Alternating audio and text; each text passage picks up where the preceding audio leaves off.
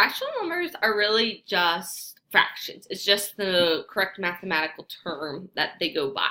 So remember that even if you don't have a number that's currently a fraction, anything can be turned into a fraction by putting the value over 1.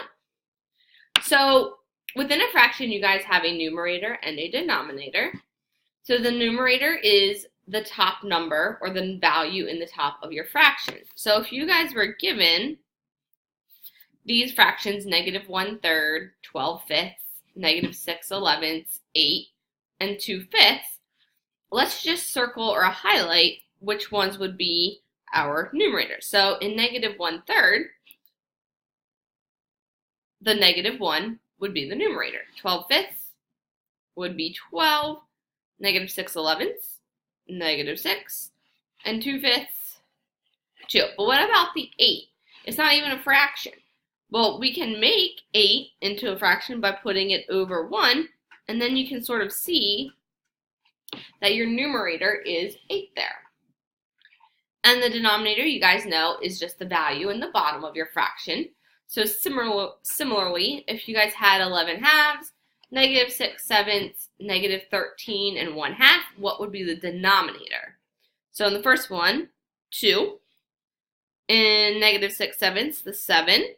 In 1/2, it's 2. And then again, for -13, we could put that over 1, and the 1 would be the denominator.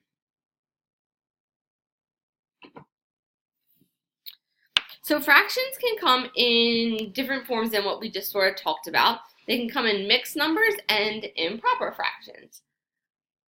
Mixed numbers would be a number that consists of a whole number and then also a proper fraction.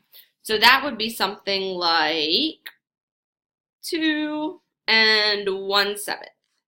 A whole number and a fraction. -8 and 1/3. Or 11 and 3/5. It has that whole number and the fraction with it. So an improper fraction is a fraction where the numerator is larger than the denominator. So like those mixed numbers that we just talked about, we could turn into improper fractions. That just means that the numerator is larger than the denominator. It's a value bigger than 1. So improper fractions would be something like -8/3. Or 11/6, or 12/2. Anything where the numerator is larger than the denominator would be improper because you would want to fix that and turn it into a mixed number there.